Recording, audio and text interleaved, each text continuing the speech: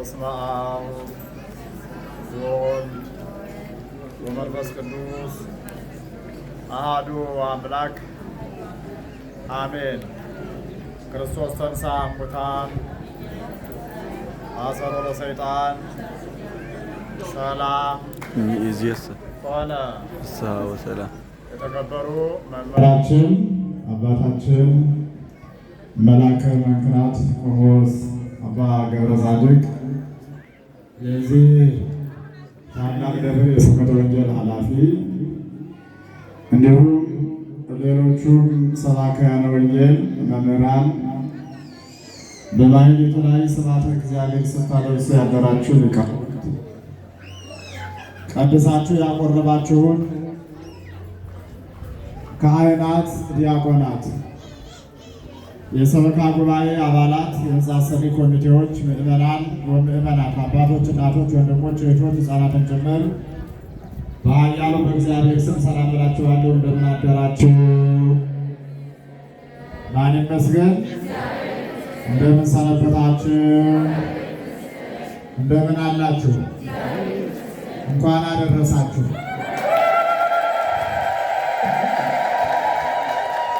ዕዳ በደላችን ሳይ የውስጣችን ተንኮል ሳይመለከት እድሜ ለንስሐ ዘመን ለፍስሐ አድሎ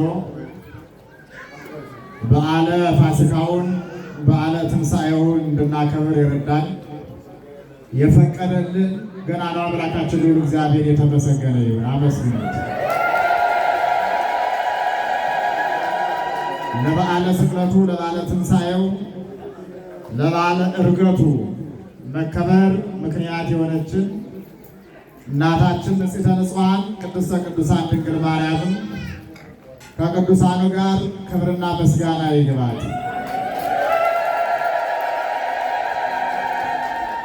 ማን ያስተምረን? ማን ይምከረን? ማን ይባርከን? ማን ይቀድሰን? ይህን አውቀንና ተረተን እኔም ሆነ እናንተ እግዚአብሔር የሚለንን እንድንሰማ የቃሉ ባለቤት እግዚአብሔር ይርዳል። እናንተስ የምትሹትን አውቃለሁ። እናንተስ በሉ እስኪ የምትሹትን አውቃለሁ። አሁን እናንተ በሉት እስኪ በሉ እስኪ ሰልሱት። ስለ ቃሉ እግዚአብሔር አምላክ የተመሰገነ ይሁን። የተናገረው የእግዚአብሔር መልአክ ነው። የማን መልአክ? የእግዚአብሔር መልአክ ነው። ዛሬም በዓሉን የምናከብረው የእግዚአብሔር መልአክ ነው። የምናገኘው የማቴዎስ ወንጌል ምዕራፍ 28 ከቁጥር 1 ጀምረን ስናነብ ነው። እናንተስ የምትሹትን አውቃለሁ አለ። የትምህርቱ ጽንሰ ሐሳብ፣ የትምህርቱ መሰረታዊ ዓላማ፣ የትምህርቱ መልእክት እኛ ማንን መሻት እንዳለብን፣ እኛ ማንን መፈለግ እንዳለብን በአጽንኦት የሚያሳስብ ነው። እንዲህ ነው የሚለው ከትንሣኤ ጀምሮ እስከ ዕርገት ድረስ ነገረ ትንሣኤው ነው የሚነገረው። የአምላካችን የመድኃኒታችን የኢየሱስ ክርስቶስ ትንሣኤ ነው የሚታወጀው። በትንሣኤው ትንሣኤያችንን አውጆልናል። ወደ ሲኦል ወርዶ ወአመዝበር አለ ሲኦል ሲኦልን በርብሮ ከ500 ብቅ ከ600 ዝቅ የሚሉ ነፍሳትን ይዞ ወደ ገነት እንዲገቡ አድርጓል። ክብርና ምስጋና ለመድኃኒዓለም።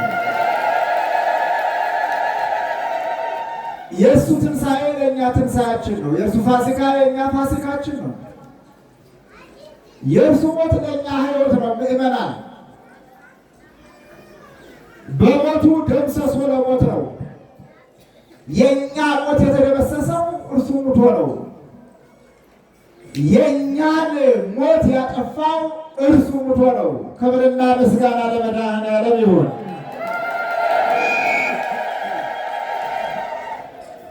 እንዲህ ነው የሚለው የማቴዎስ ወንጌል ምዕራፍ 28 ከቁጥር አንድ ጀምረን ስናነብ ወሰርከ ሰንበት ለጸብያ እሁድ መጻት ማርያም መግደላዊት ወካልኢታኒ ማርያም። በእግዚአብሔር ስም ነው የማሳስባችሁ እንድትሰሙ። የሚያስተምረው ማን ስለሆነ? አቤት እግዚአብሔር ስለሆነ አብዝታችሁ ታውቁኛላችሁ። ከመጣን በኋላ ተምረን የምንማርበትን ቃል በአግባቡ መከታተል ነው። ዝም ብሎ ቁጭ ማለት አግባብ አይደለም። የእግዚአብሔር ቃል ሕይወት ነው። የእግዚአብሔር ቃል ፈውስ ነው። የእግዚአብሔር ቃል አጽናኝ ነው። የእግዚአብሔር ቃል የተሰበረ ጠጋኝ ነው። የእግዚአብሔር ቃል ከእግዚአብሔር ጋር የሚያገናኝ ነው። የእግዚአብሔር ቃል ምእመናን እንባ የሚያብስ ነው። ዓለማውያን ጠበብቶች የእኛን እንባ ያብሱልን ነው፣ እንዲሁም ያስለቅሱናል። ዓለማውያን ጠበብቶች የእኛን ቁስል አያሽሙልንም፣ እንዲሁም ያቆስሉናል።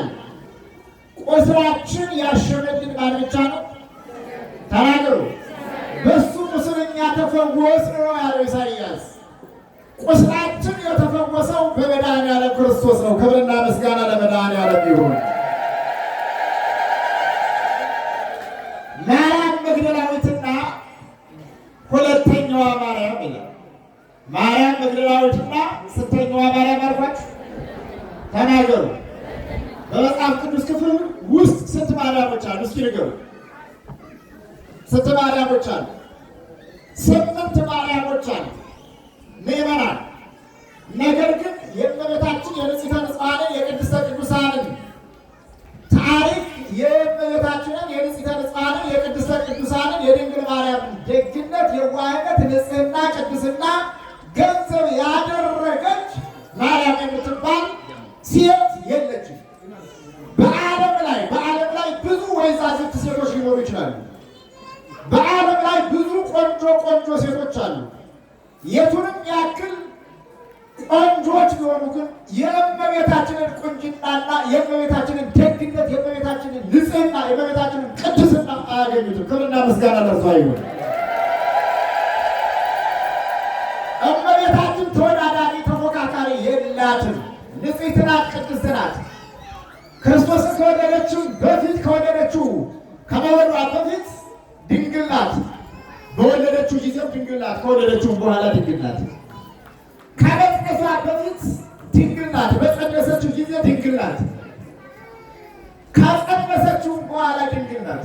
ይህን አሟልቶ የተገኘ ሴት በዓለም ላይ የለም። ይህን አሟልታ የተገኘች ማን ብቻ ናት? ተናገሩ። ወላዲተ አምላክ ድንግል ማርያም ናት። ክብርና ምስጋና ለእርሷ ይሁን።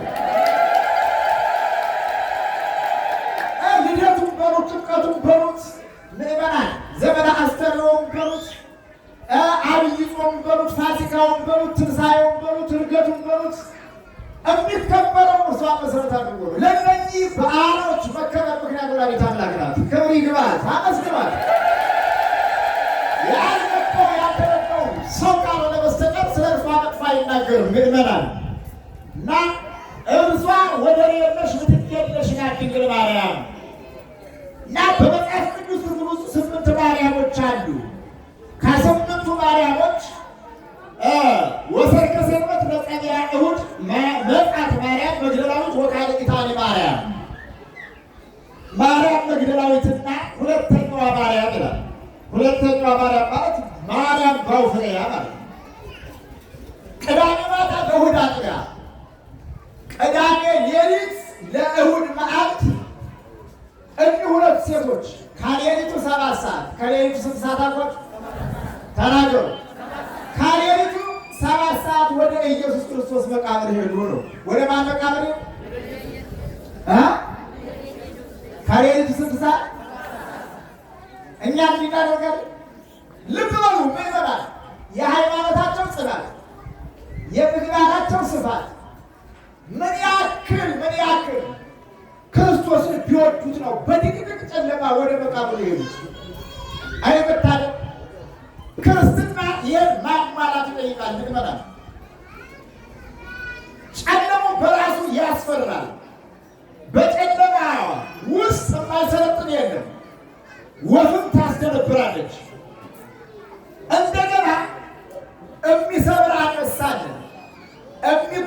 ጅብ አለ፣ የሚናከስ ነብር አለ።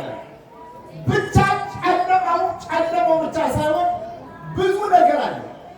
እንቅፋት አለ፣ እሾህ አለ፣ አይታይም። እንደገና እኒህ ሴቶች ወንድ አይደሉም፣ ሴቶች ናቸው። አያችሁ፣ በቃ ይሄ ነው ክርስትና። ይሄ ነው። እስከዚህ ድረስ መፈለግ መቻል አለብን።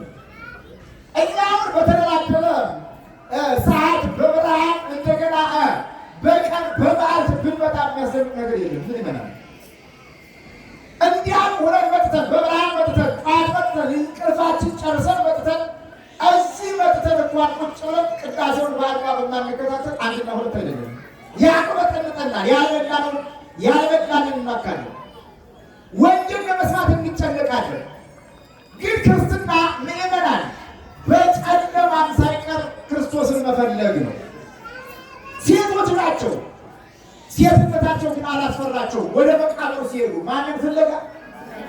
ተናገሩ። እኛ ማንን ፍለጋ ነው ጨለማ ምን ሄደው?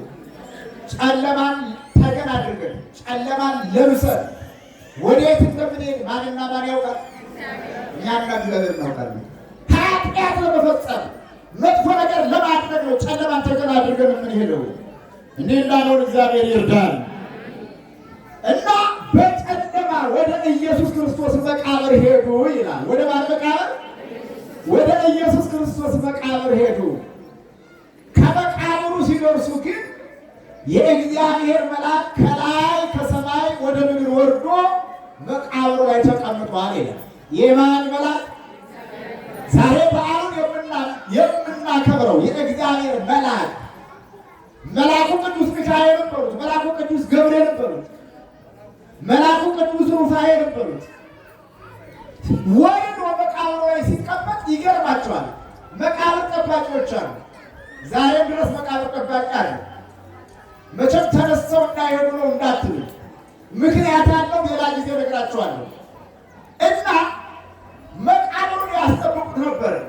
የማንን መቃብር ሲባል የኢየሱስ ክርስቶስን መቃብር ይነሳል ብለው ነው።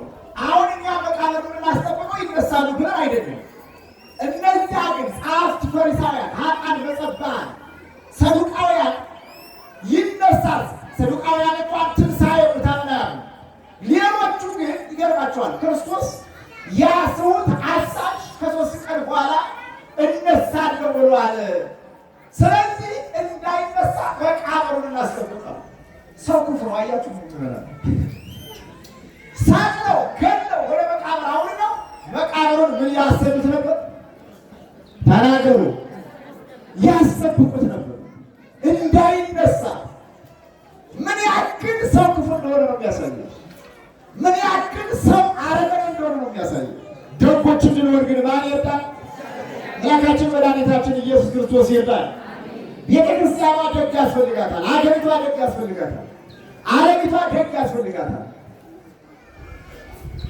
ምዕመናን እጅጉንም ሀገራችን ኢትዮጵያ በጎ አስተሳሰብ ያለው አካል ያስፈልጋታል። እና ነገር ግን እኛ መቃብር ጠባቂዎች መልአኩ ወርዶ በመቃብሩ ራስዬ ሲቀመጥ እነሱ ማየት አልቻሉም ይላል። ምን ማለት አልቻሉ? ማየት አልቻሉ። አቅማቸው እስከዚህ ድረስ ነው። የክፉ ሰው አቅሙ እሱ ነው። የተንኮለኛ ሰው አቅሙ ይህን ያክል አይደለም። እምብዛም የሚሄድ አይደለም ነው። እና ልብ በሉ፣ ወርዶ እዚያ መቃብሩ ራስዬ ሲቀመጥ እኛ ሰዎች እንደ በድን ሆኑ ይላል። እንደ ምን ሆኑ? መቃብሩን የሚጠብቁት እንደ በድን ሆኑ። ምዕመናን፣ በክፋት ዓለም ውስጥ የሚመላለሱ ሰዎች ጤነኛ አይደሉም፣ በድኖች ናቸው። ተንቀሳቃሽ አስከሬኖች ናቸው። ሰው የሚገሉ፣ ደም የሚያፈሱ፣ ቋንቋ የሚቆርጡ፣ ክር የሚበጠብጡ፣ የማይገባ ስራ የሚሰሩ ምዕመናን በድኖች ናቸው። ሰዎች አይደሉም። የእነሱ ተባባሪዎች እንዳልሆን ግን ማን ይርዳል? መልአካችን መድኃኒታችን ኢየሱስ ክርስቶስ ይርዳል። መልአኩ መልኩ እንደ መብረቅ ልብሱም እንደ በረዶ ነጭ ነበር ይላል። መልአኩ መልኩ እንደምን አልኳችሁ? ተናገሩ። እንደ መብረቅ፣ ልብሱ ደግሞ እንደ በረዶ ምን ነበር? ነጭ ነበር። ለምንድን ነው ነጭ ለብሶ ነጭ ተጎናጽፎ ተንሳፎ የታያቸው የሚል ጥያቄ ሲወሳ ነጭ የሰላም ምልክት ነው። ቀለል ባለ ቋንቋ ስነግራችሁ ነው። ነጭ የምን ምልክት ነው? የሰላም ምልክት ነው። ጥቁርስ የሐዘን ምልክት ነው። ዘመነ ሐዘን፣ ዘመነ ግድያ፣ ዘመነ ሰቆቃ፣ ዘመነ ረሃብ፣ ዘመነ ቸነፈር፣ ዘመነ ጦርነት የሆነ እንደሆነ በጊዜው በሰዓቱ በዘመኑ በወቅቱ ጥቁር ለብሰው በጥቁር በቅሎ ላይ ተቀምጠው ጥቁር ኮፍያ አድርገው ጥቁር መነሳረስ ይዘው ፈረስ በቦታቸው ወይም ደግሞ ዘገራቸው ነጥቀው ይታዩ ነበር። ዘመነ ጦርነት የሆነ እንደሆነ ጥቁር ይለብሳሉ።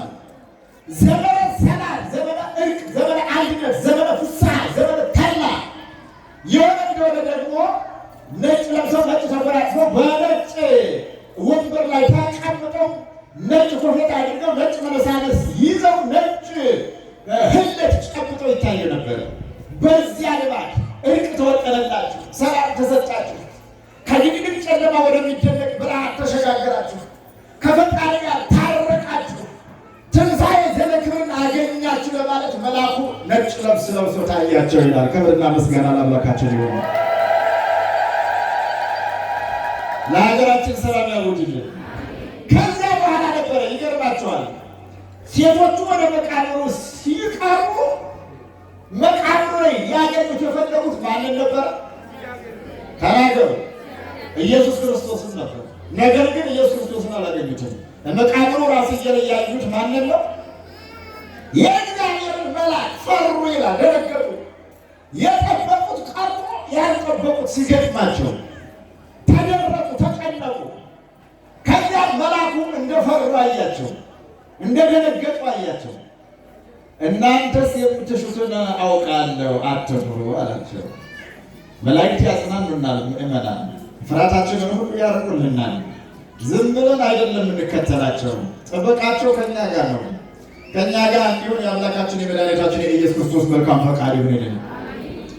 እናንተስ የምትሹትን አውቃለሁ። ስለምንድን ነው ሕያውን ከሙታን ጋር የምትፈልጉት? እንደተናገረ ምን ብለዋል? ተናገሩ። ተነስቷል። ክብርና ምስጋና ለመድኃኒዓለም ይሁን። እንደተናገረ ተነስቷል። የምትሹት ክርስቶስን ነው። እኛ ምንሽው ማንን ነው? አወያዩ እዚህ ጋር ነው። ንግግሩ እዚህ ጋር ነው። ቋንቋው እዚህ ጋር ነው። ይመናል ወደ እያንዳንዳችን ሃይምሮ ገብተን የእያንዳንዳችንን ሃይምሮ ስንፈትሸው እኛ የምንሸው ቤት ያለው መኪና ነው የሚሸው። እውነት አሰብ መኪና ያለው ደግሞ ሌላ ትርፍ የንግድ መኪና ነው የሚሸው። ቤት የሌለው ደግሞ ቤት ነው የሚሸው።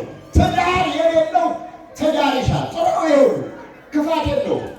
ግን አብዛኛዎቻችን የጠላቶቻችን ሞት ነው የምንሸው። እንዲህ እንዳልሆን ማለት የጠላቶቻችን ዝቅታ፣ የጠላቶቻችን ክስረት፣ የጠላቶቻችን አለመኖር ነው ብዙዎቻችን የምናስበው። እንዲሁም ማንን ነው የምትሹት ተብለን ብንጠየቅ በቃ እዚህ ጓዳ ውስጥ አመጣም። የሚገርማችሁ ነገር እውነት አስብ አናንር መሰመሳለን። የኑሮ ውድነት፣ ቲማቲሙ፣ ሽንኩርቱ ምናምኑ እሱ አይደለም ይመናል። የዚህ ሁሉ ጌታ ማነው? እሱ መፈለግ ያለብትን እርሱን ነው። መሻት ያለብን ክርስቶስን ነው። እሱን እንድንሻ ባለቤቱ ክርስቶስ ይርዳል። እንደተናገረ ተነስቷል ብሎ ትንሣኤውን ለሴቶቹ የነገራቸው መልአኩ ነው። ወደ ገሊላ ይቀድማቸዋል። ሄዳችሁ ለደቀ መዛሙርቱ ንገሯቸው። አሁን እኒህ ሴቶች ይገርማቸዋል። የማን ትንሣኤ የተነገራቸው በመልአኩ ዘንድ? ተናገሩ። የኢየሱስ ክርስቶስ ትንሣኤ ተነገራቸው። በመቃብር ውስጥ 3 መዓልት 3 ሌሊት አድሮ መግረዝ ፍቱልኝ፣ መቃብር ክፈቱልኝ፣ አፈሩን አውጡልኝ፣ ድንጋዩን አነሳሱልኝ ሳይል በረቀቀ ምስጢሩ እንደተነሳ ተነገራቸው። 3 መዓልት አድሮ ብያቸዋለሁ። ግን የምለው ጥያቄ ልጠይቃችሁ። አሁን ኢየሱስ ክርስቶስ ወደ መቃብር የወረደው 11 ሰዓት። ስንት ሰዓት ነው አልኳት? 11 ሰዓት ነው የተቀበረው። የተነሳው ደግሞ ቅዳሜ፣ እሑድ ሌሊት 6 ሰዓት ነው የተነሳው። 3 መዓልት 3 ሌሊት ከየት ነው የሚሞላው? አሁን እንዲህ ተብላችሁ ብትጠየቁኝ እናንተ ኦርቶዶክሳውያን ኢየሱስ ክርስቶስ በመቃብር ውስጥ 3 በዓል 3 ሌሊት አደረ እያላችሁ ታስተምራላችሁ። ቀኑንም ሌሊቱንም ቢቆጥሩ ቁጥር 3 በዓል 3 ሌሊት አይሞላም። ውሸታሞች ናቸው ቢሉ ምንድን ነው መሰለህ? እስኪ ንገሩ እንዴ ተናገሩ እንጂ ታንፈስ ይላል ዶክተር ታንፈስ እንጂ ምን ይመራል? አሁን ሳይሰበክ ቀርቶ አይደለም። ምን ይመራል? አባቶቻችን ምን ጊዜም ያስተምሩናል። እነ መላከ መንገራትና አባ ገብረጻድቅ ይነግሩናል፣ ይመክሩናል። ግን ይገርማችኋል እዚህ እንሰማለን። አሁን ሁላችሁም ጆሮአችሁን አቆማችሁ እየሰማችሁ ነው። ግን በጣም ትልቁ አባዜያችን ምን እንደሆነ ታውቃላችሁ? ከወጣን በኋላ እንረሳዋለን። ሌላ ነው። በሶሻል ሚዲያው ቃሉ ይስተላለፋል። የምናየው ደግሞ እዚያ ቃሉን ሶሻል ሚዲያ ውስጥ ገብተን ቃሉን ሳይሆን የምናየው ሌላ እውነት ሐሰት ማለት ነው። እንደው አይናችን የሚገለጠው ሌላ ወጋ ነው። ሌላ ኃጢአት ውስጥ እንደምንዘፈቀው ካለዛም ደግሞ አንዳንድ ቀን የምንሰማው ዘፈን ነው። ምንድን ነው አልኳችሁ? እንዲያው ተናገሩ እንጂ አሁን ሰሞኑን ተለቀቀው ዘፈን ያላዳመጣል የለም አለ አዳምጣ ይገርማችኋል። ግን ወንጀሉ እንደዚህ ሲስተላለፍ የለም ይህ ወንጀል አይደለም። በአፍ በመጽሐፍም ስናስተላለፍ የሚከታተል እንድንከታተል ግን ማን ይርዳል? አምላካችን መድኃኒታችን ኢየሱስ ክርስቶስ ይርዳል። በዚሁ አጋጣሚ ለልዩ ሚዲያ ሞባይላችሁ ላይ ሰብስክራይብ ልታደርጉ ይገባል። እዛ የሚስተላለፈውን ቃል ምን ጊዜ በየአውደ ምሕረቱ ማስተላለፈውን እግዚአብሔር በገለጠልኝ መጠን ማስተምረው ትምህርት በልዩ ሚዲያ አስተላልፋለሁ። ልትከታተሉ ሞባይሎቻችሁን አውጥታችሁ በተለይ ዩቲዩብ የምትከታተሉ ዩቲዩብ ያላችሁ እዚያ ላይ ሸር እያደረጋችሁ እንደገና ሰብስክራይብ እያደረጋችሁ ለሁሉም እንዲዳረስ ሃይማኖታችሁ እንዲጠበቅ እንድታደርጉ በእግዚአብሔር ስም አሳስባችኋለሁ። ልብ በሉ 3 በዓል 3 ሌሊት በከርሰ መቃብር ውስጥ አደረ ማለት እንደኛ ስንቆጥረው በተአምር አይሞላም። ታዲያ እንዴት ነው የሚሞላው የሚል ጥያቄ ሲነሳ ቀኑ ከ3 ተከፍሎ ውሏል። ከስንት ተከፍሎ ውሏል? ከ3 ተከፍሎ ውሏል። ብቻ ክርስቶስ የተያዘው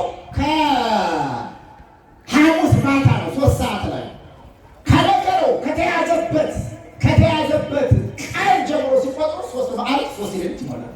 አንድ በሁለተኛ ደረጃ ይሙት በቃ ተብሎ የተወሰነው ረቡዕ ምክረ ሞቱ የሞቱ ውሳኔ የተወሰነው በቃ ይሙት በቃ ተብሎ ተፈራርሞ የተለያዩ ተረቡ ነው። አንድ ሰው ይሙት ተብሎ ከተፈረደ በኋላ በሰውኛ ምን ብሏል?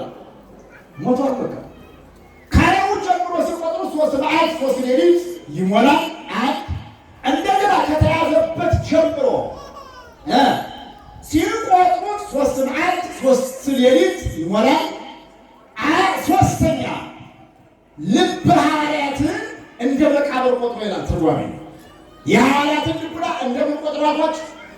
ነገ የሚቆረሰው ሥጋዬ ይሄ ነው፣ ነገ የሚፈሰው ደሜ ይሄ ነው፣ ከዚህ ብሉ ከዚህ ጠጡ፣ ይሄን ያልበልና የዘላለም ሕይወት የለውም ብሎ ያቆረባቸው መቼ ነው? ሐሙስ። ያን ጊዜ እነሱ አምነው አማናዊ ሥጋውን አማናዊ ደሙን ተቀብለዋል ሐዋርያት። ስለዚህ የሐዋርያት ልቡና እንደ መቃብር ሲቆጠር ከዚያ አንስቶ ሲቆጥሩ 3 በዓል 3 ሌሊት ይሞላል። ነገር ግን አሁን ያለውን ሌሎች አይቀበሏችሁም። ሊቀበሏችሁ የሚችሉት ቀኑ ከ3 ተከፍሎ ውሏል። መጽሐፍ ቅዱስ ላይ ሰፍሮ ያለ ቃል ነው። ማቴዎስ 27ን ስታነቡት ይነግራችኋል። ከጠዋቱ 1 ሰዓት ወይም ደግሞ 12 ሰዓት ጀምሮ እስከ 6 ሰዓት ቀን ሁኖ ውሏል። ምን ሁኖ ውሏል? ቀን ነው፣ ብርሃን ነው። አንድ ቀን ይባላል። እንደገና ክርስቶስ ከተሰቀለ በኋላ ማን ከተሰቀለ በኋላ? ክርስቶስ ከተሰቀለ በኋላ 6666 ጅራፍ ገርፎ ሰው ክፉ እኮ ነው። አረመኔ ጨካኝ እርቃኑን አድርገው ስጋው አልቆ አጥንቱ የመስከረምን በረዶ ሲመስል ወስዶ ወስደው መስቀል ላይ ሰቅለውታል። የተሰቀለው 6 ሰዓት ላይ 6 ሰዓት ላይ 6 ሰዓት ላይ ወስደው ራቁቱን ሲሰቅሉት ምዕመናን ፀሐይ አልቅሳለች። ማን አልቅሳለች? ፀሐይ አልቅሳለች። የእሱን እርቃነ ሥጋ ማሳየት አልፈለገችም፣ አዝናለች። ክርስቶስ ፀሐይ ሳትቀር አዝናለታለች። እና ልቦናችን እንዲህ ያለ እንድናዝን ግን ማን ይርዳል? እኛ ሁሉ ሲፈል ነው ሞታችን የሚበዛው።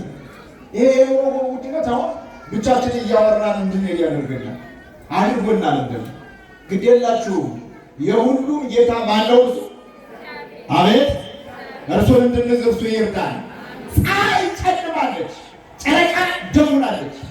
ደም አልቅሳለች፣ ጨረቃ ደም አልቅሳለች። እኛ ነበር መንከባለ ነው። አሁን የስቅለት መንከባለ ባዶ መንከባለ መቋቋም ከልባችን ከአንጀታችን እንድንሰግድ ግን ማን ይርዳል? እርሱ የከፈለልንን ዋጋ ስለኛ ነው። የተቀበለውን መከራ እያሰብን ነበር መስገድ፣ መጾም፣ መጸለይ የነበረብን ግን ሆናችን ጎደለ ብለን ነው አብዛኛዎቻችን የምናለቅሰው።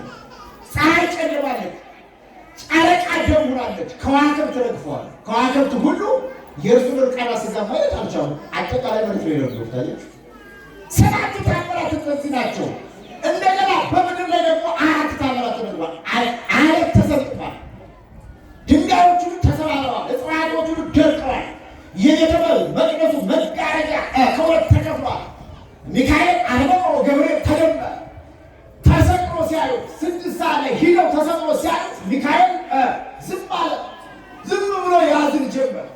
ስቅለቱን እያየ ስለኛ ብሎ የከፈለውን ዋጋ እየተመለከተ ሰዎች ምን አይነት ጨካኞች እንደሆኑ እየተገረመ ቆመ ይላል።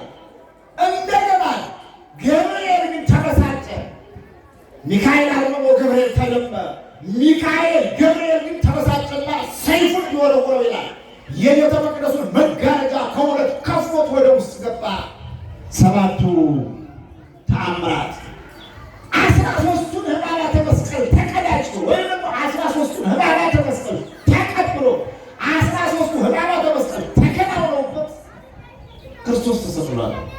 ትንሽዬ መጽሐፍ ጽፍ ያለው እዛች ላይ ታገኟታላችሁ። አሁን ማስተምራትን እንደገና ከተሰቀለ በኋላ እንኳን ይገርማቸዋል። ኤሎሄ ኤሎሄ ለማ ሰበቅታኒ አምላኬ አምላኬ ለምን ተውከኝ ብሎ ሲናገር በለበሰው ሥጋ ማለት ነው። ለአርቆተ ሰይጣን ነው። ልጅን በቀለበት ድመትን በወተት እንደሚያባብሉ ሁሉ ለዲያብሎስ ፈሪ መስሎ ለመታየት ነው። ወስደው መራራ ሐሞት አጠጥተውታል። መራራ ሐሞት አጠጥተውታል እና 7ቱን አጽንዐ መስቀል አሰምቷል። ልብ በሉ ከ6 ሰዓት እስከ 9 ሰዓት ደግሞ ጨለማ ሆኗል። አሁን እስከ 6 ያለው አንድ ቀን፣ ከ6 እስከ 9 ሰዓት ያለው ጨለማ አንድ ምን ይባላል? ሌሊት ይባላል። አንድ ቀን አንድ ሌሊት ይቀጥልና ከ9 ሰዓት እስከ 12 ሰዓት ደግሞ ብርሃን ሆኗል። 2 ቀን አንድ ምን ማለት ነው? መልሱ እንጂ አንድ ሌሊት 2 ቀን አንድ ሌሊት ቅዳሜ ለቅዳሜ ያለው ሌሊት ሲቆጠር 2 ቀን 2 ሌሊት እንደገና ቅዳሜ ሙሉ ቀን ሲቆጠር 3 ቀን ስንት ሌሊት ንገሩ? 3 ቀን 2 ሌሊት። ልብ በሉ። ቅዳሜ ለእሑድ ያለው እስከ 6 ሰዓት ያለው ሌሊት ሲቆጠር 3 በዓል 3 ሌሊት ማለት ይሄ ነው። እንዲህ ብላችሁ ስታስረዷቸው መጽሐፍ ቅዱስ ላይ ስላለ ይቀበሏችሁ ይችላሉ። ከዚያ ውጭ ያሉት ቀድመን የተረተርናቸው ግን ለአባቶቻችን ለሊቃውንቱ ካልሆነ በስተቀር ወይንም ደግሞ ለአማኞች ካልሆነ በስተቀር ሌሎች አይቀበሉትም። ማንን እንደምትሹ አውቃለሁ። ማንን ነው የምፈልገው? ምዕመናን አቤት። እግዚአብሔር ሰላም ነው። ሰላምን ልንፈልግ ይገባል። እግዚአብሔር ፍቅር ነው። ፍቅርን ልንፈልግ ይገባል። እግዚአብሔር አንድ ነው። አንድ ልንሆን ይገባል። ከዚያ በኋላ ነበረ ይገርማቸዋል። እኛ ሴቶች አሁን የክርስቶስ ትንሣኤ ተነግሯቸዋል። እንደተነሳ በመልአኩ ዘንድ ተመስሏቸዋል። ፍለጋቸውን ግን በቃ ተነሳ ብለው ወደ ኋላ ተመለሱ። አይ ክብርና ምስጋና ለእርሱ ይሁን ተነስቶልናል ብለው ወደ ቤታቸው አልሄዱም። ፍለጋቸውን ያቆሙት የቀጠሉት። አሁንም ማንን ፍለጋ ቀጠሉ? ኧረ ተናገሩ። አያችሁ ጽናታቸው፣ አያችሁ ብርታታቸው። አሁንም ክርስቶስን ፍለጋ ወደፊት ቀጠሉ። ክርስትና ወደፊት እንጂ ወደኋላ የለም። የእናቴ ልጅ ወደኋላ መከራ አለ፣ ወደኋላ ስቃይ አለ፣ ወደኋላ ርኩሰት አለ፣ ወደኋላ ዝቁት አለ፣ ወደኋላ ኃጢአት አለ፣ ወደኋላ ጣዖት አለ። ያሳለፍንባቸውን መንገዶች ወይም ደግሞ ያለፍንባቸውን መንገዶች ወይም ደግሞ ያሳለፍናቸው ጊዜዎች ስናስታውስ ኃጢአት የበዛባቸው ናቸው። ወደፊት እንድንጓዝ ማን ይርዳን?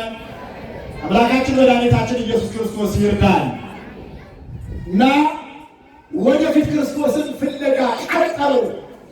ለሚፈልጉት ሁሉ ክርስቶስ ቅርብ ነው። የእናቴ ልጅ ለማይፈልጉት ደግሞ ሩቅ ነው። ከዚያ ልክ በዚያ በአትክልቱ ቦታ 8 ሰዓት ገዳማ ኢየሱስ ክርስቶስ ትንሣኤውን ለእኛ ለሁለት ሴቶች ገለጠላቸው ይላል። ክብርና ምስጋና ለእርሱ ይሁን። የሚሹት የማንን ትንሣኤ ለማየት ነበር? የሚፈልጉት ማንን ማግኘት ነበር? ፈለጉት ግን አጡት ወይስ አገኙት? አገኙት። በቃ የሚፈልገው ሁሉ ሊያጣው አይችልም፣ ያገኘዋል። ከዚያ በኋላ እርሱ ደግሞ ሂደው ጫማውን ሳሙት፣ ሰግደው አመሰገኑት። እርሱም ደግሞ እነሆ የሃይማኖታቸውን ጽናት የምግባራቸውን ስፋት ገልጦ ወደ ገሊላ እቀድማችኋለሁ ብላችሁ ሂዳችሁ ለወንድሞቼ ንገሯቸው አላቸው። እንዲህ ሲላቸው አሁን በሌሊት ለደቀ መዛሙርቱ ለመንገር አይመታደል ማምላክ እንዲህ ነው እንጂ እንዲህ እንድንሆን ማን ይርዳን? አሁንም ከፋም ደጅም እናንተ ትሻላላችሁ ምእመናን። አሁን እዚህ 190% ሴት ሊገርማቸው ማምላክ በጣም የሚገርም በየአድባራቱ በየገዳማቱ ሲሄድ ለአገልግሎት ስጓዝ በብዛት ማየው በየደብሩ ሴቶችን ነው፣ እናቶችን ነው፣ እህቶችን ነው። እንዴት ነው ወንዱ ነፍስ የለውም እንዴ? ጉድ እኮ ነው ምእመና። ማምላክ ያጠያይቃል፣ ያነጋግራል። እና ከዚያ አንስቶ የመጣ ይሁን እንድንጸና ግን አምላካችን ይርዳል። በይበልጥ ያው ቤትን ማሟላት የወንድ ኃላፊነት ስለሆነ ያንን ለማሟላት ነው ብለን እንውሰደው ነው። ከዚያ ቀጠሉ። ሂደው ለደቀ መዛሙርቱ አወሩላቸው። የማንን ትንሣኤ አበሰሩ? አቤት የኢየሱስ ክርስቶስን ትንሣኤ አበሰሩ። ደቀ መዛሙርቱ ደግሞ ይገርማቸዋል። ልክ በክርስቶስ ላይ የተከናወነውን ነገር አይተዋል። ሌሊት ላይ ሲገርፉት እነ ቅዱስ ጴጥሮስ ተመልክተዋል። እስከ መሰቀል ድረስ እስከ መስቀል ስር ድረስ ያልተለዩት ማርያም እናቱ ድንግል ማርያም እና ዮሐንስ ናቸው። እናት እስከዚህ ድረስ ናት። እናት እስከ መጨረሻ ናት እና መስቀሉ ስር እሷ ነበረች፣ ዮሐንስም ነበረ። በዚያ ላይ መሐላ ተከናውኗል ወይም መሐላ ተከናውኗል። እነኋት እናትህ እነሆ ልጅሽ። እኛን አሳልፎ በዮሐንስ አሳልፎ ለእርሷ ልጆች እንድንሆን ሰጥቶናል። እሷን ደግሞ በዮሐንስ አሳልፎ ለእኛ ምን እንድትሆን ተናገሩ። እነሆ እናታችን ናት ብንላት የክርስቶስን እናት ብትከብርብን እንጂ እኮ አትወረድብን፣ ብትወርድብን እንጂ እኮ አታንስብን። ክርስቶስ እናት ያደረጋት እናታችን ብንላት ክብርና ምስጋና ለእርሷ ይሁን። አመስግኗት ምእመናን። እና ደቀ መዛሙርቱ መከራውን በክርስቶስ ላይ የወረደውን ውርጅብኝ ስላዩ ፈርተው ተሰቅቀው ገለው ሰቅለው ገለው ወደ መቃብር ካወረዱት በኋላ እነሱ ፈርተው ከአዳራሽ ገብተው በሩን ዘግተው እልፍኝ ተከተው ደጁን ዘግተው ተቀምጠው ነበር ወገኖች። ምክንያቱም እርሱን እንደገረፉት እኛንም ይገርፉናል ነው ቋንቋ። እርሱን እንደሰቀሉት እኛንም ይሰቅሉናል ነው። እርሱን እንደገደሉት እኛንም ይገድሉናል ነው። እኔ ርኅራኄ የሌላቸው ሰዎች ስለሆኑ መከራ እንዲያደርሱብን ብለው ሰዎች ናቸውና ፈርተው ዝግ ቤት ገብተው በተቀመጡበት ክርስቶስ ሄደ። ማን ሄደ? እየሰማችሁ ነው ይበላል። በየቤታችን ፍርሃት አለ። እርሱ መጥቶ ፍርሃቱን ሁሉ ያስወግድልን፣ ከቤታችን ያውጣል። በየአእምሯችን በገዛ ጉዳያችን የምንጨነቅበት አለ። ጭንቀታችንን ሁሉ ማን ያስወግድልን? እግዚአብሔር ያስወግድልን። ከዚያ በኋላ ነበረ በሩን አንኳኳ ይላል። በሩ በገዛ ስልጣኑ በተአምራት ተከፍቶ አስገቡ። ሰላም ለእናንተ ይሁን አላቸው። ሰላም ለሀገራችን ይሁን፣ ሰላም ለእናንተ ይሁን፣ አስታረቅኳችሁ። ይህን ትንሣኤ ሲገልጽላቸው ቶማስ አልነበረም። ቶማስ ይህን በዕለቱ የገለጠላቸው ትንሣኤውን የገለጠላቸው የሐዋርያት የትንሣኤ ዕለት ነው። የትንሣኤ ዕለት ይህን ሲገልጥላቸው ትንሣኤውን ሲገልጥላቸው ቶማስ ባለመኖሩ ምክንያት በሳምንቱ ደግሞ ቶማስ ያይ ዘንድ እንደ ትኩስ የተወጋ መስሎ የተቸረከረው እጁን የተወጋውን ጎኑን እንደገና የተቸረከረውን እጁን እግሩን ያይ ዘንድ ቶማስ እንደተረሳ ያምን ዘንድ ቶማስ አሁንም ሄደና ሰላም ለእናንተ ይሆናልና ትንሣኤው ሁለተኛ ትንሣኤውን ለቶማስ ገለጠ ነው። ለማን ገለጠ? ለቶማስ። ሁለተኛ ለቶማስ ትንሣኤውን የገለጠበት ቀን ዳግም ትንሣኤ ተባለ። ምን ትንሣኤ ተባለ? ዳግም ትንሣኤ ተባለ ነው። ሌላው ቃለ እግዚአብሔሩ የፋሲካው ቃለ እግዚአብሔር ድጋሜ መቼ ይደርሳል? ዳግም ትንሣኤ ላይ ይደርሳል። ቃለ እግዚአብሔር የትንሣኤው ቃለ እግዚአብሔር ዳግም ትንሣኤ ላይ ስለሚደረስ ዳግም ትንሣኤ ተብሏል። ሦስተኛው ምዕመናን ከእሑድ እስከ እሑድ 8 ነው። ስንት ነው አልኳችሁ? 8 ነው። 8ኛው ሺህ ሲፈጸም አንዱ ቀን እንደ 1000 ዓመት ተቆጥሮ 8ኛው ሺህ ሲያልቅ 8ኛው ሺህ ሲፈጸም ትንሣኤ ዳግም ትንሣኤ ዘጉባኤ እንደሚታወጅልን ሲያስተምረን ያን ቀን የትናንትናውን ቀን ዳግም ትንሣኤ አለው። አሁን ወደ ሕይወታችን ቀይረው ማንም ትሻላችሁ? ከልብ ነው? አይ እውነት እንወያይ ማምላክ የልጆቻችን ብንወያይ ይሻል። አሁን ሽማግሌዎቹ አሮጊቶቹ አባቶቻችን እናቶቻችን በእድሜው ገፋ ያሉት ቀረብ ብላችሁ እንደው ምን ትሻላችሁ ብለው ቢጠየቁ ብለን ብንጠይቃቸው የልጆችን አበባ እንዲያስፈጽመኝ እውነት አሰብ የልጆችን አበባ እንዲያስፈጽመኝ እንዲሁ እድሜን ሰዓት ብሎ ያደርግልኝ አይደለም እንደሚባሉ ማምራክ እውነት የቆሩ ነገራቸው እንዲያ ነው የምንለው። አሮጊቶቹ በእድሜ የገፉት አባቶቻችን እድሜ ደክሜ ወጥቼ ፍዳ ብቻ አሳድጌ አውቁ ነገር ላይ ደርሰውልኛል። ስለዚህ የእነሱን አበባ የእነሱን እንጀራ እንድበላ እድሜን ያስረዝምልኝ። አይ ወገኖች እድሜ ሲረዝም ብዙ ጉዳይ ነው። አሁን እድሜን ያስረዝምልኝ ጥሩ ነው፣ ክፋት እኮ የለውም። ምን ይመናል? እድሜን ያስረዝምልኝ እንዲህ ስላለ ነገር ትዝ አለኝ። እንዲሁም ሞት የማይፈልጉ አንዲት እናት ነበሩ። አልጋ ላይ ነው የሚውሉት። የሚረዱት በልጅ ነው። የሚበሉትም የሚጎርሱትም የሚለብሱትም በልጅ እጅ ነው። ሰው ከዚህ ደረጃ ከደረሰ መሄድ ነው ያለበት። ሰው እንቅስቃሴ ካቆመ መሄድ ነው ያለበት። እውነቴን ነው የምነግራችሁ። ሰው ሽንት ቤት ገብቶ ወደ ቤት ካልመጣ በቃ መጓዝ ነው ያለበት። ግን እኛ ሴትዮ እዚያ ላይ ሆኖ እንኳን በሰው እየተረዱ እንዲሁ ሞትን አይወዱም። እና የቆሮ ተማሪ ተንኮለኛ የኛ ቤቴ እንደው ሞትን እንደማይወዱ ተረድቶ የክርስቶስ መልእክተኛ መስሎ ወደ እሳቸው ኮተት አለና እንደው እግዚአብሔር እድሜ ጨምርላቸው ብሎ ልኮኝ ነው ስንት ጨምርልዎት ብሎ ይጠይቃቸዋል። መጀመሪያማ ሲለፈፍ ይሰማሉ። አንድ ሕፃን ሞቶ ሲለፈፍ ይሰማሉ። አሮጊትና ሕፃን ልጅ መጠየቅ ይወዳል።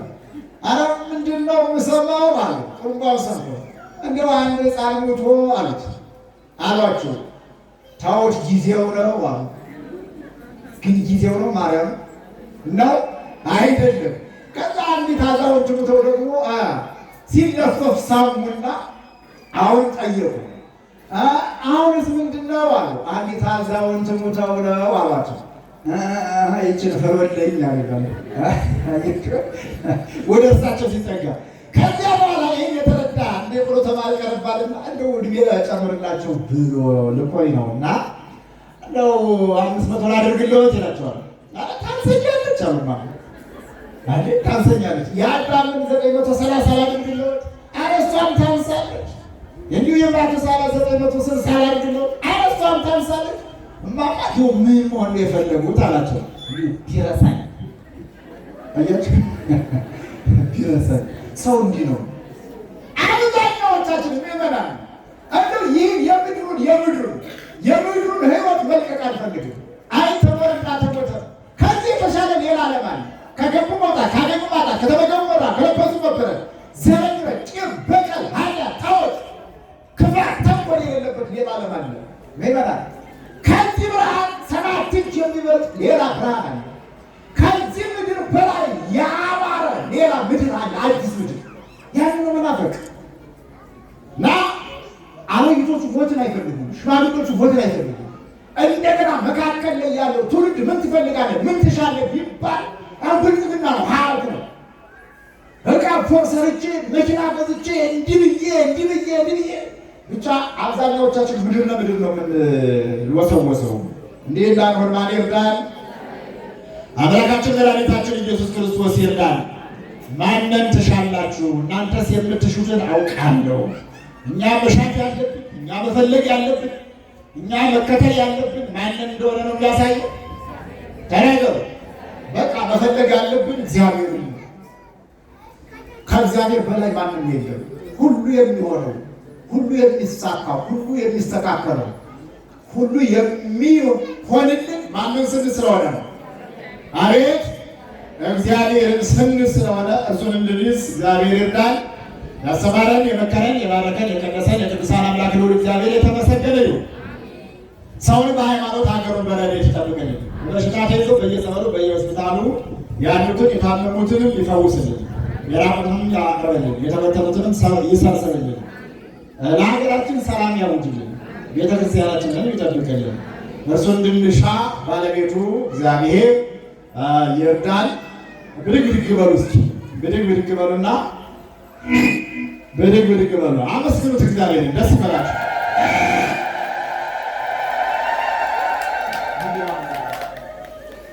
ሁላችሁም ብድግ ብድግ